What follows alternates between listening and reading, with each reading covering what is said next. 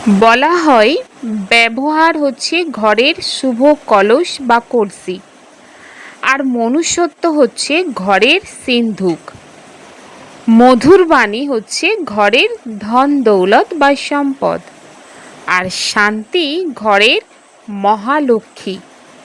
পয়সা ঘরের অতিথি, আর একতা ঘরের মমতা।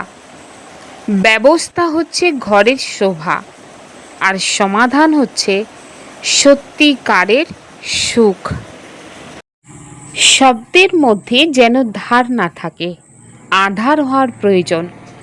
কেননা যে শব্দের মধ্যে ধার থাকে সেই শব্দ মনকে কেটে দেয়, আর যে শব্দের মধ্যে আধার থাকে সেই শব্দ মনকে জিত প্রাপ্ত করে নেয়।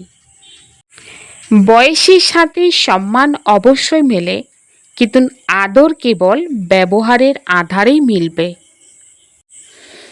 ओम शांति। अभी तक तुम सुनी सुनाई बातों पर चलते आए। अब बाप तुम्हें डायरेक्ट सुनाकर आप समान नॉलेजफुल बनाते हैं।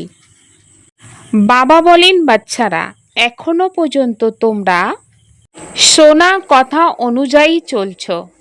এখন বাবা তোমাদেরকে ডাইরেক্ট জ্ঞান শুনিয়ে নিজের সমান জ্ঞানের সাগর বানাচ্ছেন। अच्छे पुरुषार्थी बच्चों की निशानी तथा उनकी अवस्था का गायन क्या है। বাবা বলেন ভালো পুরুষার্থী বাচ্চার নিশানি তথা তার অবস্থার গায়ন কি আছে। अच्छे पुरुषार्थी बच्चे मादार फादर को पूरा पूरा फॉलो करेंगे, अपने जीवन पर तरस खाएंगे, पूरा पूरा अटेंशन रखेंगे। थोड़ा भी समय निकाल बाबा की याद में जरूर बैठेंगे। उनकी अवस्था का गायन है अचल अडोल स्थिर। उन्हें ही महावीर कहा जाता है। বাবা বলেন ভালো পুরুষার্থী বাচ্চারা মাদার ফাদারকে সম্পূর্ণরূপে ফলো করবে, নিজের জীবনের প্রতি দয়ালু হবে, সম্পূর্ণ অ্যাটেনশন রাখবে, কিছু সময়ের জন্য হলেও বাবার স্মরণে অবশ্যই বসবে। তাদের স্থিতির গায়ন হলো অবিচল অটল স্থির। তাদেরকে মহাবীর বলা হয়। বাবা বলেন ভক্তি মার্গের দুনিয়ায় শুধুমাত্র কীর্তন গায়ন হয়। তোমরা বাচ্চারা এখন বুঝেছ তো কি বুঝেছে? ভক্তি মার্গে আমরা গান গেয়েছি, এখন সেই ভোলানাথের সম্মুখে আছেন। ভোলানাথ শব্দটি হলো ভক্তি মার্গে, জ্ঞান মার্গের শব্দ হলো শিব বাবা। বা বলেন তোমরা বাচ্চারা বুঝেছ যে অনাদি পূর্ব রচিত ড্রামার প্ল্যান অনুসারেই এখন সঙ্গম যুগে বাবাকে এসে আমাদের দিয়ে এই পুরুষার্থ করাতে হয়। কল্প কল্প পুরুষার্থ করিয়েছেন, কতখানি সময় তোমরা বাচ্চারা ভক্তি করেছ এই কথা প্রমাণ করে বলেন। যারা প্রথমে ভক্তি করা শুরু করেছে তারাই এসে জ্ঞান অর্জন করবে এবং পরে সূর্যবংশী হবে। সত্যযুগে কেবল এক লক্ষ্মী নারায়ণ তো আসে না, তাদের বংশও তো আছে, তাই না?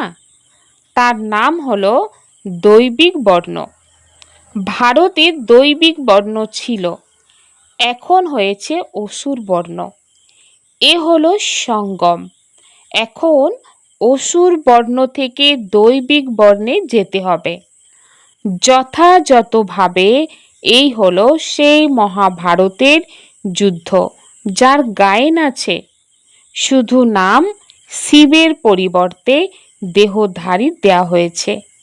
এক গীতা খণ্ডন হওয়াতে সব শাস্ত্রগুলি খণ্ডন হয়ে যায়। তো মুখ্য কথা হলো গীতার।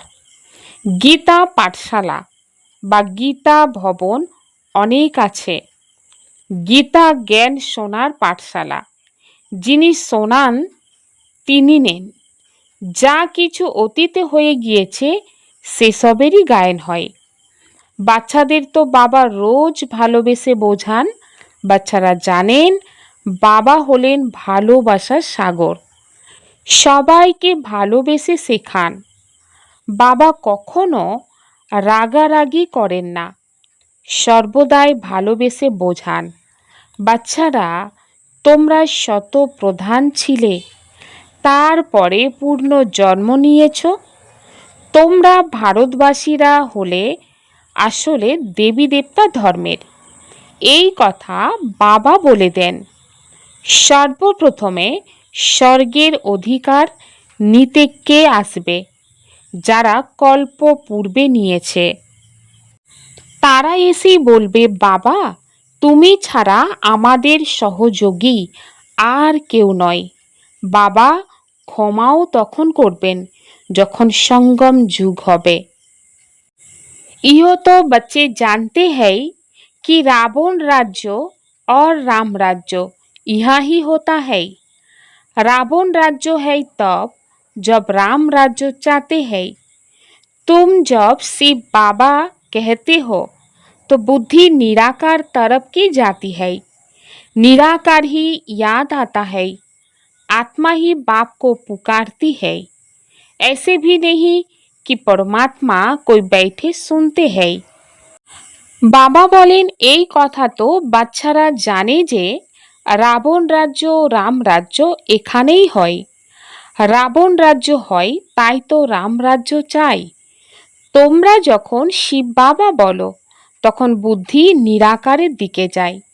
নিরাকারের স্মরণে আসে, আত্মায় বাবাকে ডাকে। এমন নয় পরমাত্মা বসে বোঝান। হ্যাঁ, পরমাত্মায় বোঝান, কিন্তু এমন নয় যে পরমাত্মা বসে শোনে। বাবা বোঝান ড্রামার প্ল্যান অনুসারে পতিতদের পবিত্র করতেই আমি শরীরের আধার নিয়ে আসি। এমন নয় তোমাদের ডাক শুনে আসি। ভক্তি যখন পূর্ণ হয় তখনই আমাকে আসতে হয়। এই সব কথা বুঝতে হবে। সেই সময়টি আসে যখন বাচ্চারা ডাকে। এই কথা তো কোথাও লেখা নেই উনি কখন আসবেন। তারা কল্পের আয়ু ভুল লিখে দিয়েছে। এই চিত্র ঘরে ঘরে থাকা উচিত, যাতে রোজ দেখবে আর স্মরণ করবে যে ইনি পিতা, ইনি দাদা। এই হলো বর্ষা। বাবা বলেন, শতপ্রধান হওয়ার জন্য আমাকে স্মরণ করো, তাহলে খাদ পরিষ্কার হবে। এই যুক্তি একমাত্র বাবা বুঝিয়ে দেন। এই বাবাও বলেন, ব্রহ্মা বাবা আমি পুরুষার্থ করি। বাচ্চারা একে অপরকে সতর্ক করে উন্নতি প্রাপ্ত করতে হবে। এই চিত্রগুলি বোঝানো খুব সহজ। শিব বাবা ব্রহ্মার দ্বারাই স্থাপনা করছেন। সামনে আছে মহাভারী মহাভারতের যুদ্ধ। এতগুলি ধর্ম বিনাশ হবে, তার জন্য যুদ্ধ অবশ্যই চাই। এই সব কথা বাচ্চাদের ভুলে যাওয়া উচিত নয়। যথাযথভাবে এখন হলো কলিযুগ, ঘোর অন্ধকার। অসংখ্য মানব আছে, তাই বিনাশ অবশ্যই হবে। সত্যযুগে একটি ধর্ম থাকবে। নিশ্চয়ই 84 জন্মের পরিক্রমা তারাই করেছে। এই কথা তো সহজ। যদিও এতগুলি ধর্মের বিনাশ তো অবশ্যই হবে, তখন এক ধর্মের স্থাপনা যথাযথভাবে বর্তমানে হচ্ছে। সকলের সদ্গতি দাতা হলেন বাবা। বাবার কাছে বাচ্চারা বর্ষা অর্থাৎ স্বর্গের অধিকার প্রাপ্ত করছে। তো বাচ্চারা জানে আমরা যেই পড়াশোনা করছি সেসব ভবিষ্যতের 21 জন্মের জন্য পড়ছি। ভগবানুবাজ, আমি তোমাদের পড়িয়ে 21 জন্মের জন্য স্বর্গের মালিক বানাই। সূর্যবংশী চন্দ্রবংশী কুলের স্থাপনা নিশ্চিন্ত রূপে হচ্ছে। যে যতখানি পুরুষার্থ করবে ততখানি উচ্চ পদের অধিকারী হবে। অতএব শিব বাবা বলেন, মাদার ফাদারকে ফলো করো। এনাদেরকে সূক্ষ্মবতন বৈকুণ্ঠে দেখেছ, নিজেদের দেখছ। আমরা মহারাজা মহারানী পদে অধিষ্ঠিত হই, বৈকুণ্ঠের সাক্ষাৎকার হয়। বিশ্বাস করে সঠিকভাবে ভারত বৈকুণ্ঠ ছিল, শ্রীকৃষ্ণপুরী ছিল। আজ হয়েছে কংসপুরী, কাল হবে কৃষ্ণপুরী। রাত পরিবর্তন হয়ে দিন হবে। এই হলো অর্ধকল্পের দিন এবং অর্ধকল্পের অসীমের রাত। অন্ধকারে হোঁচট খেয়ে থাকে। ব্রহ্মার রাত অর্থাৎ ব্রাহ্মণদের রাত। পুনরায় তোমরা ব্রাহ্মণ থেকে দেবতা হও। সত্যযুগে ব্রাহ্মণ থাকে না, দেবতা থাকে। বাবা বলেন, বাচ্চারা তোমরা জানো যে ভারত পবিত্র রাজস্থান ছিল, ফির অপবিত্র রাজস্থান হয়েছে। भारत सदैव राजस्थान रहा, राजाई चलती आती है और धर्म वालों की शुरू से ही राजाई नहीं चलती। भगवान ही राजाई स्थापन करते हैं, भगवान ही आकर राजयोग सिखलाते हैं। ভারত সর্বদাই রাজস্থান ছিল, রাজত্ব চলেছে নিরন্তর। অন্য ধর্মের প্রথম থেকে রাজত্ব থাকে না, ভগবান এসে রাজত্ব স্থাপন করেন। ভগবান এসে রাজযোগে শিক্ষা প্রদান করেন। তিনি হলেন নিরাকার, জ্ঞানের সাগর, সুখের সাগর। তোমরা বাচ্চারা জানো বাবার কাছে বর্ষা প্রাপ্ত হচ্ছে। নিশ্চয়ই আমাদের পুরুষার্থে দেরি হচ্ছে। যে যতখানি পুরুষার্থ করবে, যে যত পথ বলে দেবে, বাবা বলেন আমি পিতা, আমাকে স্মরণ করো, তাহলে তোমরা পতিত থেকে পবিত্র হয়ে পবিত্র দুনিয়ার মালিক হয়ে যাবে। কতখানি সহজ কথা। লৌকিক মাতা পিতা যদি জ্ঞান অর্জন করেছে, তাহলে সন্তানদেরও নিজের সমান তৈরি করা উচিত। মা বাবার প্রকৃত সত্য উপার্জন করে, তো সন্তানদের দ্বারাও সত্য উপার্জন করানো উচিত। কোনো কোনো বাচ্চারা ভালো হয়, তারা বলে আমরা রুহানি পড়াশোনা করে ঘরে ঘরে এই সংবাদ পরিবেশন করব। বাবাও বলেন যে পেগম্বর মেসেঞ্জার হলাম আমি। তোমাদেরকে মেসেজ দিয়ে থাকি যে ঘরে অর্থাৎ পরমধাম চলো। অন্য ধর্মস্থাপকরা তো শুধুমাত্র এসে নিজের ধর্ম স্থাপন করে। আমি সবাইকে মেসেজ দিয়ে থাকি এখন ঘরে ফিরতে হবে। এই দুনিয়াটি এখন আর থাকার মতন নেই। আমাকে স্মরণ করো, তাহলে পবিত্র হয়ে যাবে। তোমরা পবিত্র ছিলে, পরে রাবণ পতিত বানিয়েছে। আমি আবার এসেছি পবিত্র করতে। কিছু সময়ের মধ্যে এই বোমা ইত্যাদি চলবে, তখন বুঝবে এই সেই মহাভারতের যুদ্ধ।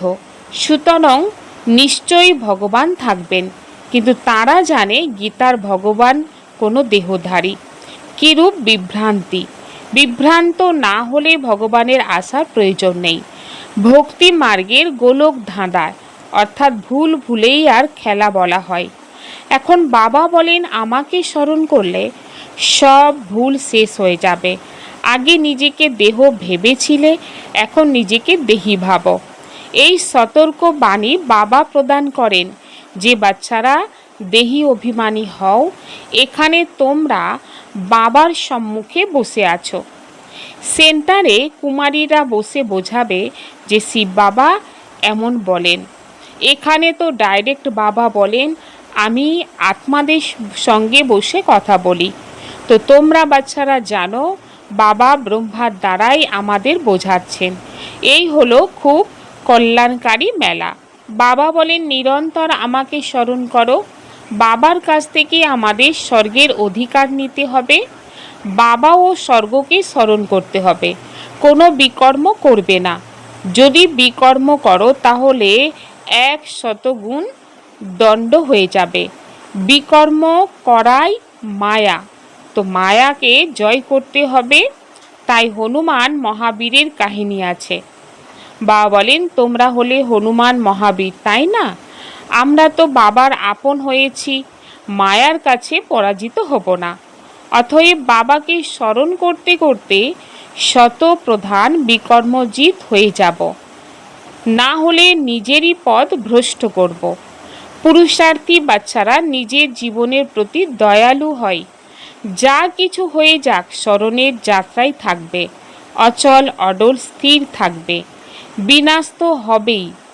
সকলের কাকা মামা গুরু গোসাই ইত্যাদি সবাই শেষ হয়ে যায়।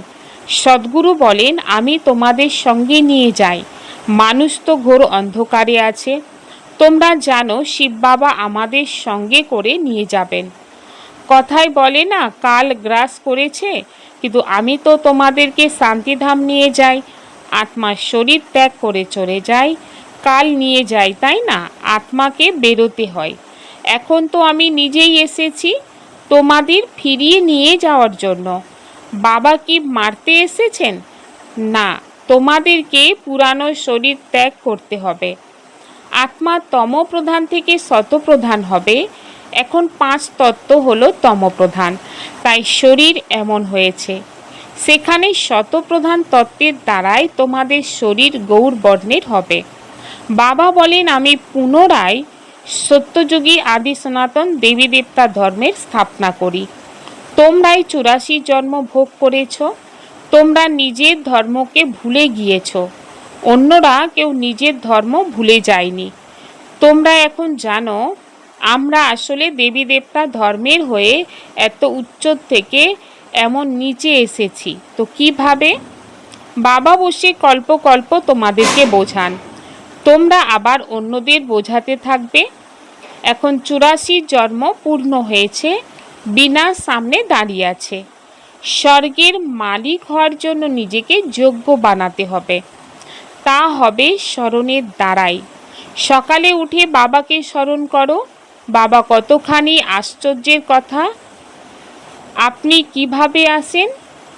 গীতায় তো দেহধারীর নাম দিয়েছে, কিন্তু এই কথা তো এখন জানো, বাবার সম্মুখে বসে কথা বলছেন। এই সব হলো ভক্তিমার্গের নানা কথা।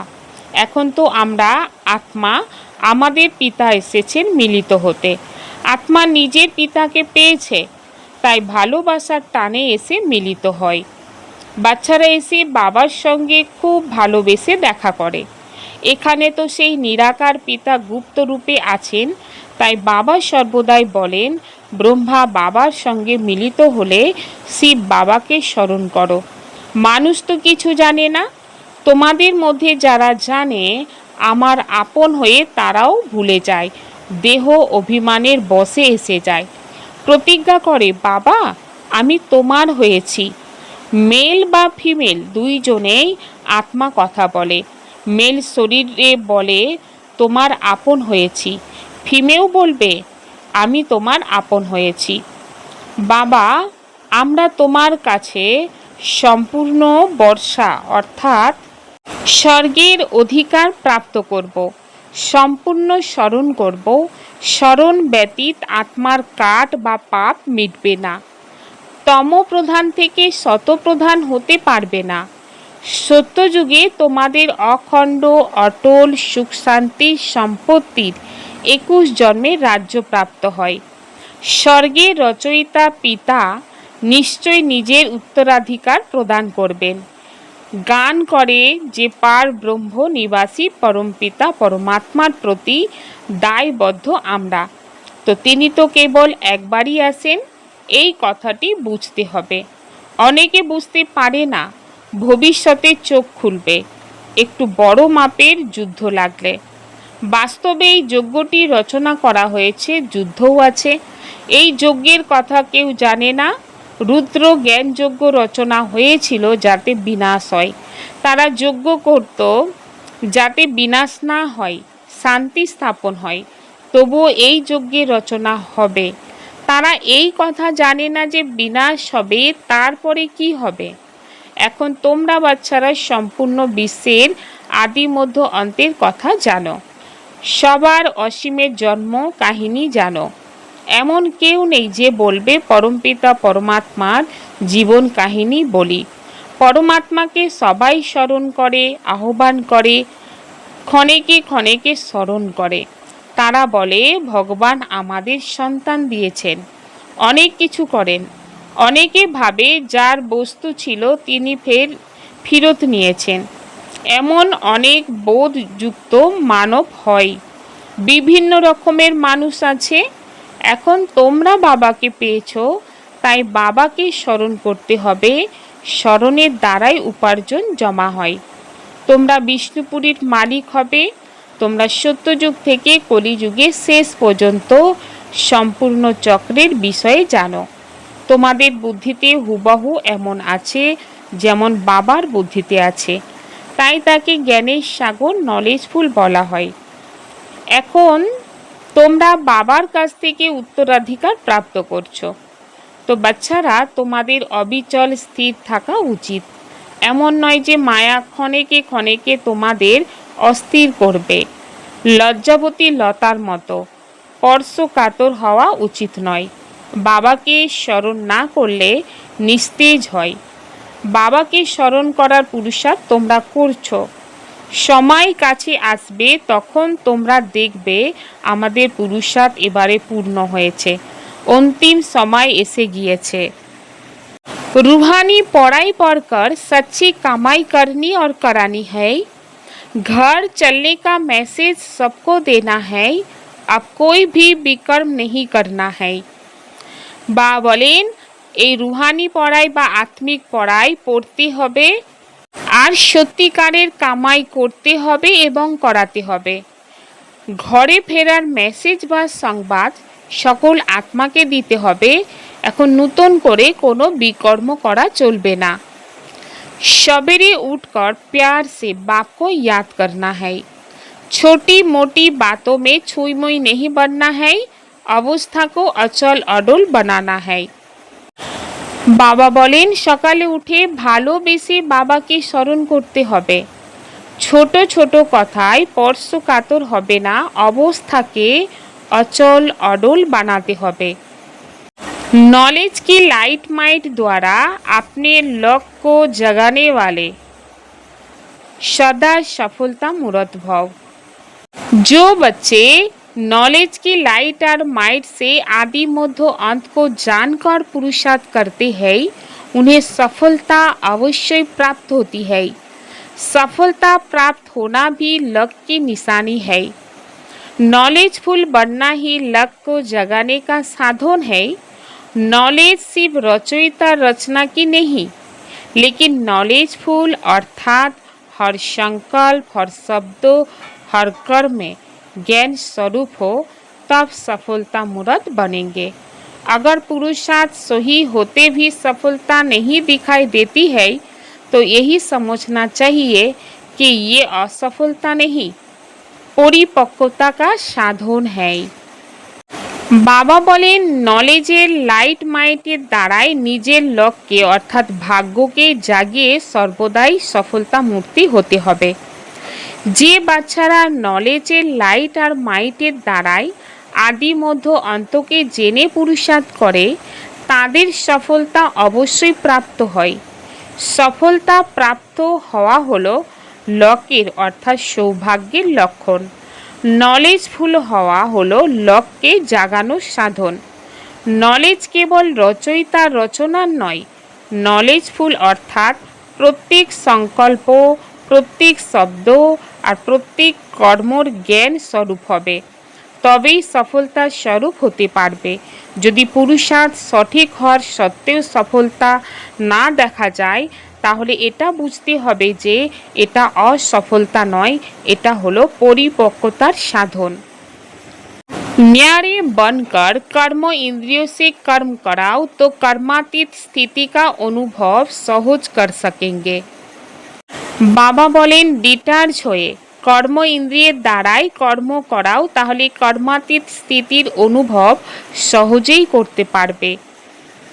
জ্বালা স্বরূপ স্থিতিতে থেকে শক্তিশালী স্মরণের অনুভব করতে হবে। যখন যোগে বসছো তখন সমাহিত করার শক্তি সেকেন্ডে ইউজ করতে হবে। সেবার সংকল্প সমাহিত হয়ে যাবে, এতটাই শক্তি হবে যে স্টপ বললেই স্টপ হয়ে যাবে। ফুল ব্রেক লাগবে, টিকা ব্রেক নয়। যদি 1 সেকেন্ডের পরিবর্তে বেশি সময় লেগে যায় তাহলে সমাহিত করার শক্তি দুর্বল বলা হবে। ওম শান্তি।